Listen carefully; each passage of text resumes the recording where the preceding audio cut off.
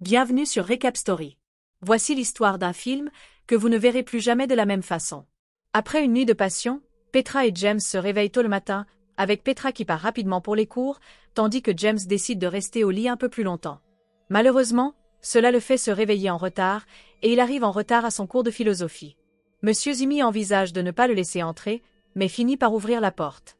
C'était le dernier jour d'école, et Zimi voulait tester l'esprit de ses élèves avec des exercices de réflexion. Il leur demande de partager leurs préférés, et ils s'exécutent. Chips parle du théorème du singe infini, qui prétend qu'un singe avec une machine à écrire et une éternité pourrait écrire un roman. Et Georgina mentionne le paradoxe de l'ignorance bienheureuse. Dans celui-ci, une personne est suspendue à la plus haute tour de la ville, exprès, pour voir si ses amis l'aideraient. Mais les amis ont peur qu'il pourrait tomber, alors ils s'éloignent. La personne survit à la chute, mais maintenant, elle se demande s'il vaut mieux connaître la vérité sur ses amis ou vivre dans l'ignorance. Pour le dernier exercice, Zimi propose un scénario où ils doivent supposer qu'une apocalypse nucléaire est imminente et imaginer un bunker avec seulement assez de provisions pour 10 personnes. La classe de 20 doit décider qui entrerait et qui resterait dehors. Georgina et Petra refusent de jouer le jeu, mais Zimi menace de baisser les notes de James si Petra part. Elle n'a pas d'autre choix que de rester. Zimi distribue les cartes du destin à ses élèves, chacune portant une profession différente. Certains ont de la chance, d'autres sont condamnés. Toby tire la carte du poète et annonce fièrement ses réalisations littéraires, mais Zimi le coupe. La poésie est inutile dans un monde post-apocalyptique, dit-il. Il révèle qu'il fait aussi partie du jeu, mais sa carte est un mystère. Il pourrait être n'importe quoi, dit-il, une bénédiction ou une malédiction. Les élèves doivent décider qui parmi eux mérite d'entrer dans le bunker, dernier refuge de l'humanité. Ils votent un par un, choisissant ceux qui ont des compétences pouvant les aider à survivre et à reconstruire. Les rejetés sont envoyés au loin, leurs espoirs anéantis. La dernière place se joue entre Zimi et Utami, la cantatrice. Zimi gagne de justesse, et ils ont 5 minutes pour se dire leurs derniers adieux. Mais alors, ils entendent le son de la mort, le son des balles déchirant la chair et les os. Zimi a tué tous ceux qui étaient laissés derrière, disant que c'était la chose la plus gentille à faire. Les survivants sont horrifiés, et Petra chuchote à James qu'ils ne peuvent pas laisser Zimi entrer dans le bunker. C'est un monstre, dit-elle. James hoche la tête et trouve un plan. Il dit à tout le monde de récolter des plantes avant d'entrer dans le bunker, disant qu'ils en auront besoin plus tard. Pendant qu'ils sont occupés avec leurs tâches, il rend visite secrètement à chacun d'eux et leur explique son plan. Ils franchissent le seuil du tombeau de métal, scellant leur sort d'un clic. Zimi est laissé derrière, une figure solitaire dans le désert, serrant un secret qui pourrait les sauver ou les condamner. À l'intérieur, ils explorent leur nouvelle demeure, une parodie de la vie. De fausses plantes, de fausses lumières, de fausses commodités. James et Petra trouvent du réconfort dans les bras l'un de l'autre, se chuchotant des promesses de survie. Mais quand James dort, les yeux de Petra se tournent vers la fenêtre, où le visage de Zimi pourrit lentement. Il tient une pancarte indiquant qu'il détient la clé de leur évasion. Elle appelle les autres et ils se disputent. Ment-il? Les met-il à l'épreuve? Est-il fou? Ils décident de l'ignorer et d'attendre la fin de l'année. Mais l'année est longue et morne et ils se sentent comme des animaux en cage. Chaque jour, Petra vérifie Zimi, espérant un signe. Mais tout ce qu'elle voit, c'est son cadavre dévoré par un chien errant.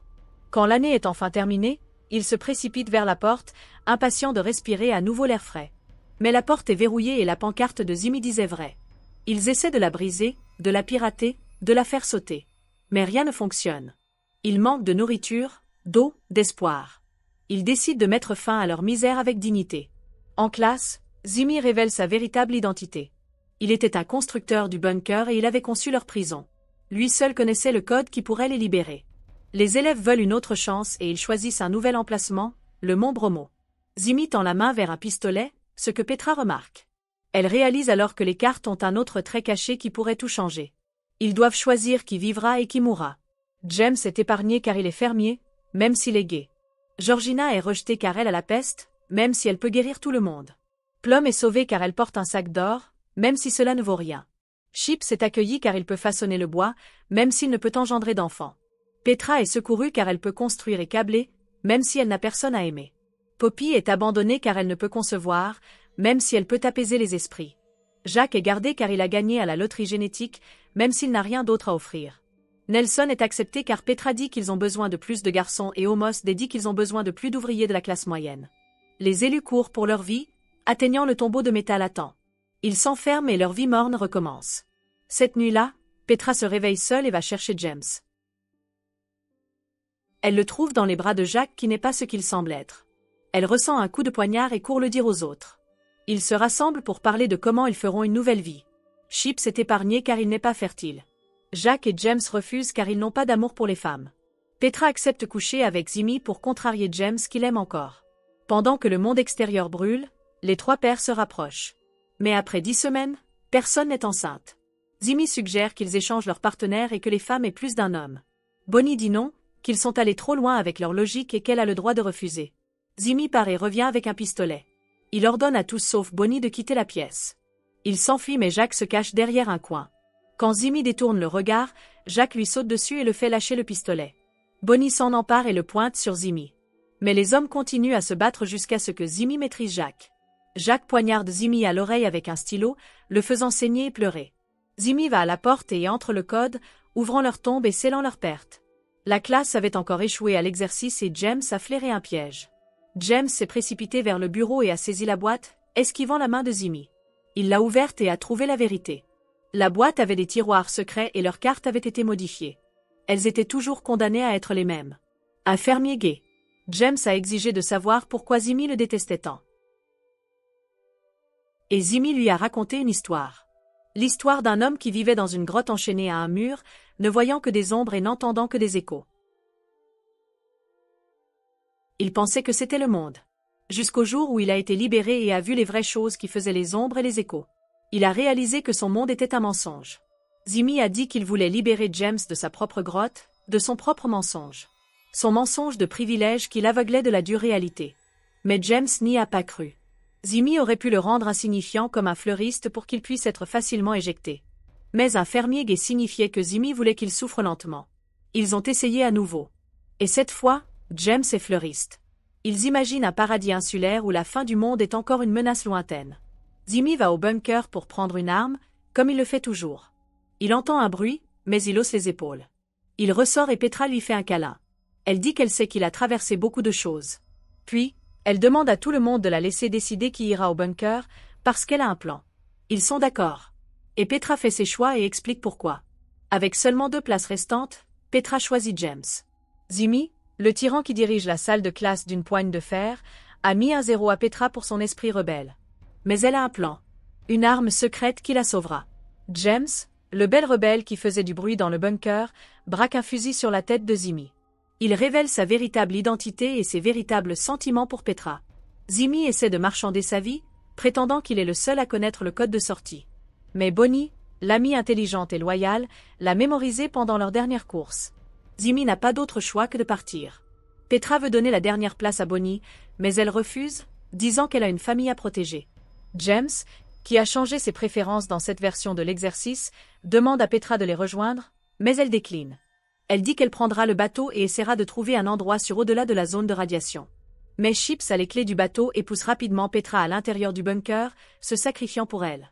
Pendant que les autres courent vers le bateau pour fuir l'île, Petra se souvient des bons moments qu'ils ont passés dans le bunker. Jouer aux cartes, boire du vin, jouer Shakespeare et écrire des poèmes. James avoue son amour pour Petra, mais elle hésite à y répondre. Il pense que le monde a pris fin, mais il trouve un nouveau commencement. Dans l'abri souterrain, Russell et Utami transforment les machines brisées en instruments de musique, une harpe qui chante avec le vent.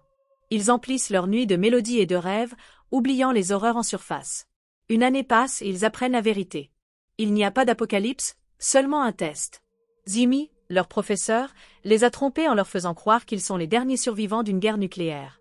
Ils voulaient voir comment ils feraient face, comment ils utiliseraient leur intelligence et leurs compétences pour reconstruire la civilisation.